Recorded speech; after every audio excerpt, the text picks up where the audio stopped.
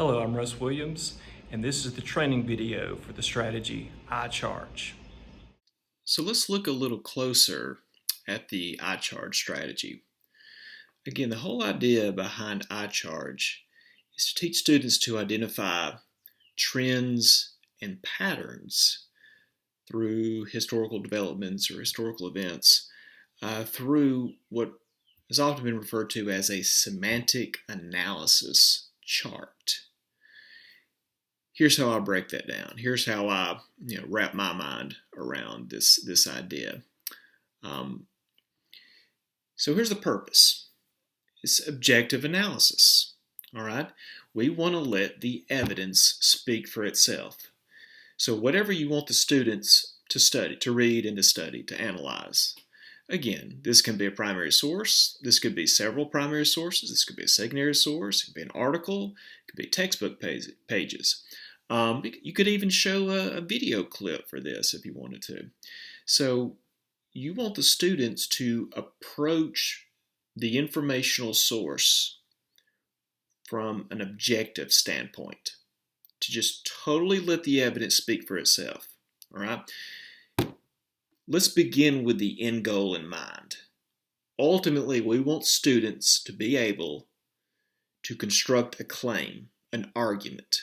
But we want that argument to be based on the facts, to be based on the evidence. All right, this is one of the number one, skills we try to really develop in social studies.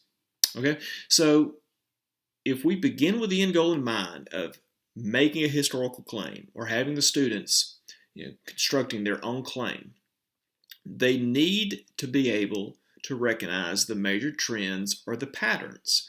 The claim is ultimately going to be built off of the trends and the patterns that they notice or that the evidence suggests.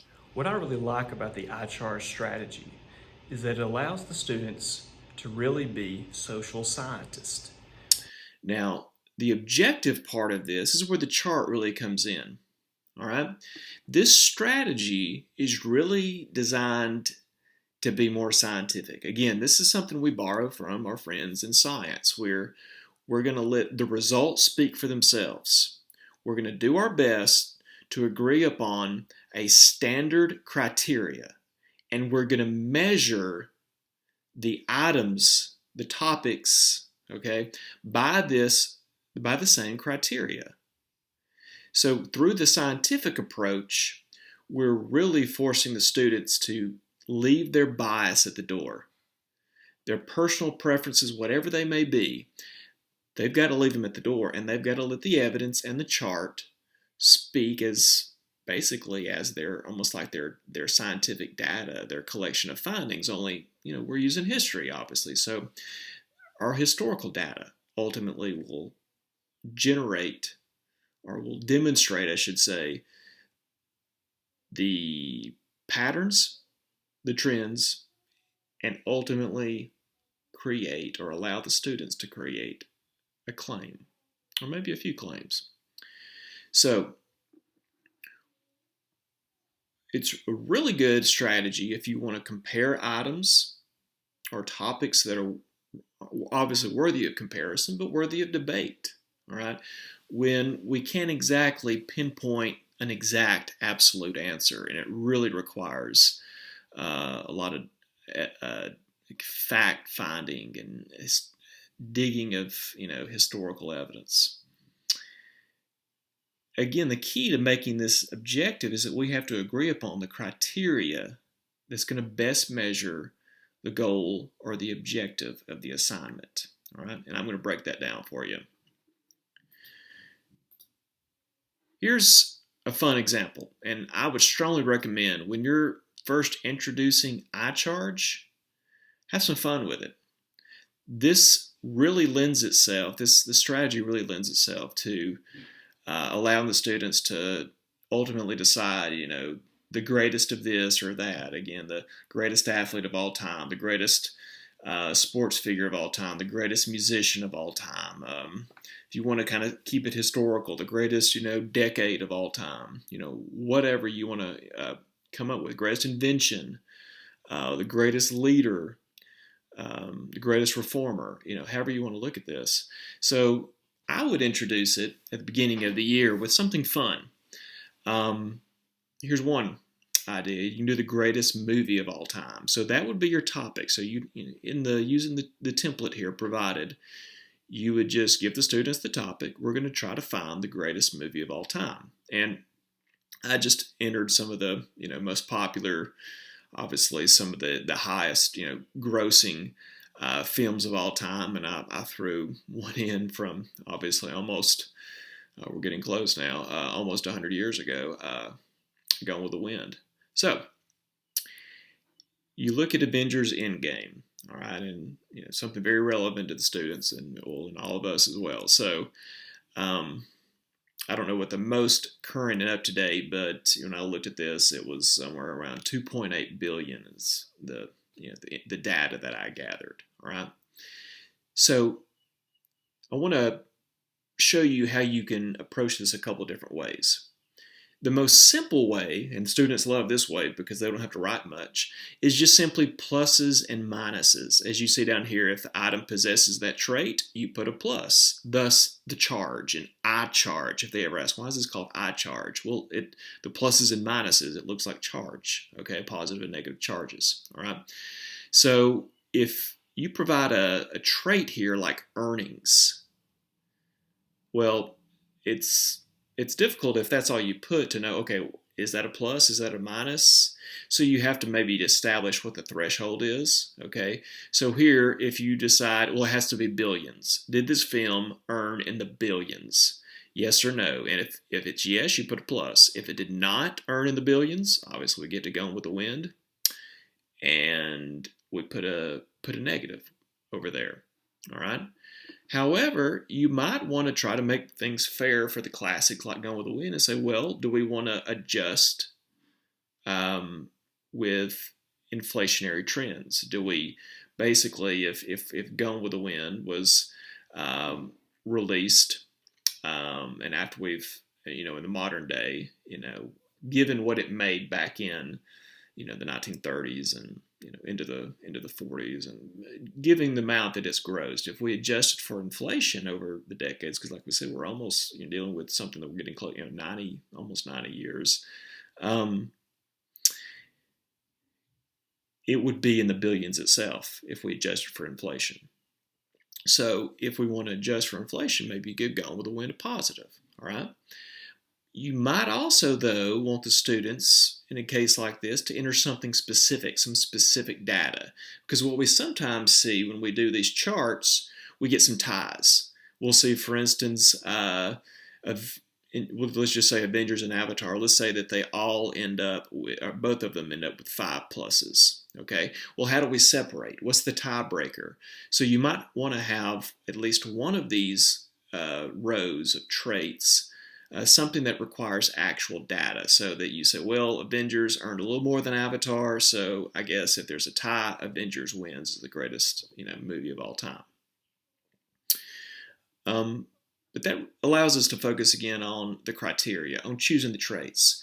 Sometimes, and I would definitely recommend this, get with the students, have this discussion, and as a class, come up with the criteria. What should be the criteria for the greatest movie of all time? Obviously, from an economic standpoint, we would look at earnings. What about ratings? Do we rely on what the critics, we often ourselves look and see what, Rotten Tomatoes said about a certain movie before we decide whether to watch it or not on Netflix. Some people could care less about this. Others love this stuff. The Academy Awards, Oscars. Should that be a criteria? Obviously, the Avengers Endgame, I think it was nominated for one, not Best Picture, but I think it was nominated for an Academy Award. I don't remember it. You guys will probably know better than I do. Maybe some kind of special effects or something. But no, it did not win an Academy Award. I think Black Panther, if I'm correct here, was the only Marvel movie to actually win an Academy Award for something, some category. But anyway, you put the negative there for Oscars. Is that a good measuring stick? The Academy Awards. You could have some fun with this too. And this is, you want to try to keep this as real as possible, because you want, again, good data here. So you need good criteria to get the good data that we can really say is reliable or reasonable. Some people would say that you can't make a comedy the greatest movie of all time. I mean, a comedy is a comedy. I mean, it's we have fun with it, but how many comedies do we look back and say that's the greatest of all time? Unless we're, maybe talking about Caddyshack or something, or Christmas Vacation or something like that. I don't know. Maybe it could be. Maybe it should. Maybe you can make a case for it. But I put that down because I think some of the best aha and the best discussions in class associated with this iCharge is when we discuss and choose the traits. And some students will throw in their own input and make a claim just in the trait choosing process why a comedy should not be up there. We should just be totally devoted to actions and dramas. Another student may say, well, you should put documentaries in there. I mean, they may not generate the same mass appeal, but talk about just amazing research that goes into, you should definitely consider those the greatest. So again, in choosing the traits, that's why, at times you can choose it for them, sure. But in other uses of this strategy, consider making the trait, the trait choosing process, I guess you'll call it, make that a class activity, a class discussion in itself before the iCharge strategy even begins. All right. Here we're looking at, did it generate other profits? Basically, is there a whole line of T-shirts, or case of Avengers, or action figures, and lunch boxes, and everything else that comes out of it. So were other profits generated from, similar ventures? Is it a cultural phenomenon? Did it change the culture? Basically, can we, when we mention things from these movies, do people generally, kind of popular culture, do they know what we're talking about? Okay. So again, you could set it up so it's just simple pluses and minuses, or you could set it up and require some actual data. All right. But the quick and easy way to do it is pluses and minuses, create charges. And of course, ultimately what they're going to get at is who has the most pluses, which movies have the most pluses. Maybe those are the greatest of all time based on the criteria we chose. Again, notice it forced us to, forced the students anyway, to abandon whatever their own bias was, and the class as a whole, unless you assign the criteria, but the class as a whole decided what was the most appropriate criteria in order to measure and ultimately make this determination. There's a lot of fun ways to introduce this with the students. For all of your students that really enjoy sports, you come up with a list of the greatest basketball players of all time, and then you establish what the traits are, what the criteria are. For instance, would you use championships? Would you use total points, rebounds? You just think about whatever you record in that particular sport. What would the stats sheet indicate? And although they may come in with who their favorite player is or who they think is the best player of all time, they're actually going to look at the evidence, put the pluses and the minuses where they go. Do those particular individuals, do those players, do they meet the traits? Do they have at least 3 championships, or do they only have a single championship, or maybe no championships? Were they in the top 10 in scoring? And after they've analyzed the information and the pluses and the minuses, they let the information, they let the stats speak for themselves. And the stats, based on, again, whatever criteria they've chosen, will indicate who is the greatest of all time.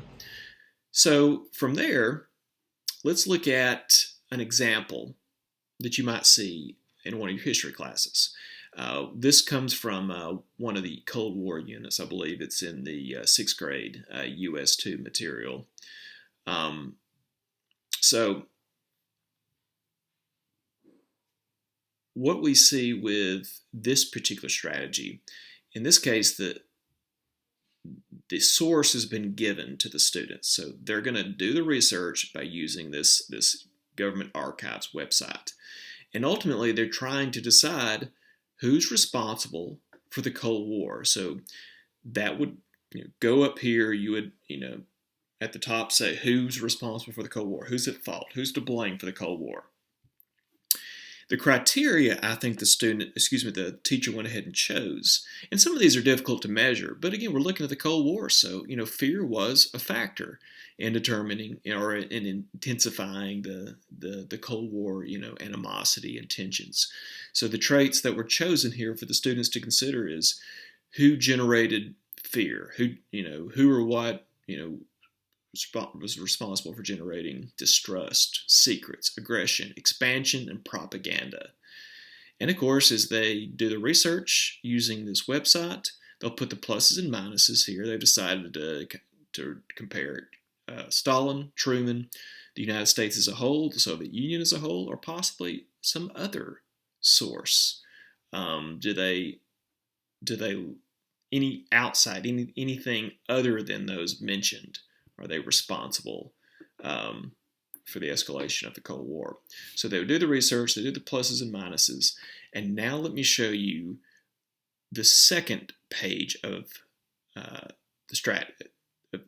second template, I should say, within the strategy here.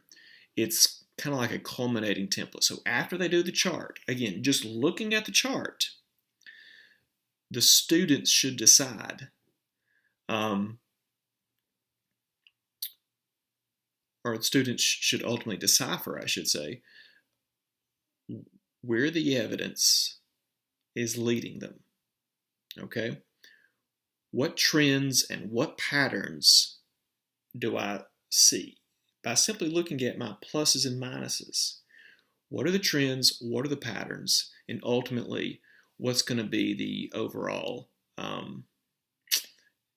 claim that I'm going to be able to generate based on these trends and patterns that are data driven. Okay, so they might have noticed that all parties contributed. Okay, and how do we know that? Well, look down here. The next section says provide at least 2 explanations for the trends that you identified.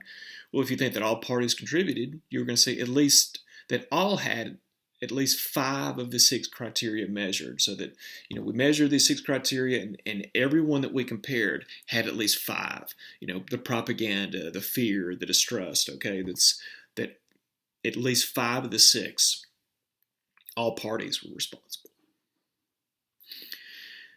Another trend that they may have noticed was that perhaps Stalin contributed slightly more than Truman. Okay, maybe Stalin has 1 more plus or a couple more pluses than Truman. All right, is that a bias from kind of the American side, the American perspective? Perhaps, but what they may use here, because again, if you're going to go with that, that seems to be more the popular explanation here on our side of the globe. What are they going to build it on? Well, here they're going to notice that, Stalin was guilty of expansion.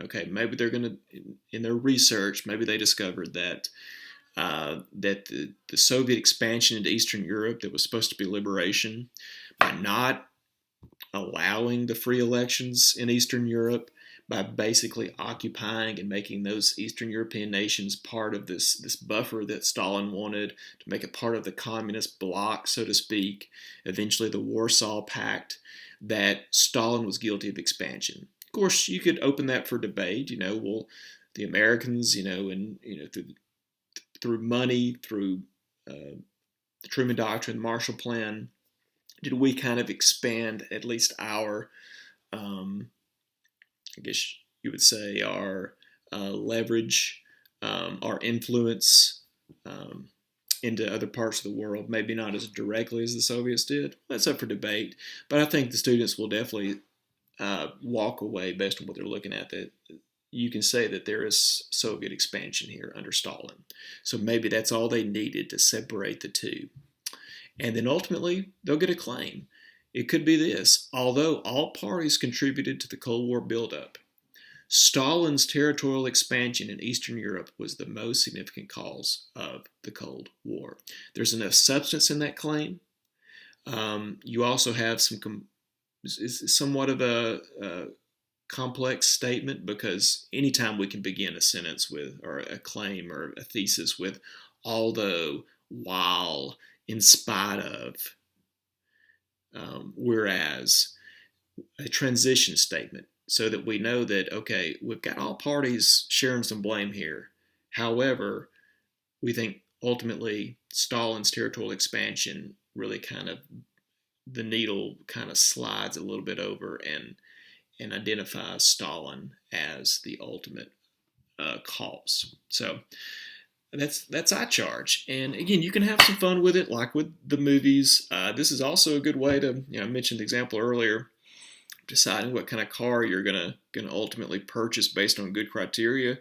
You may decide where to spend your next vacation, or ask the students, if the next upcoming vacation they may have. Use an example there and come up with all kinds of destinations, and then trace the criteria, such as how much it costs and what's the cuisine like, what's the food like there.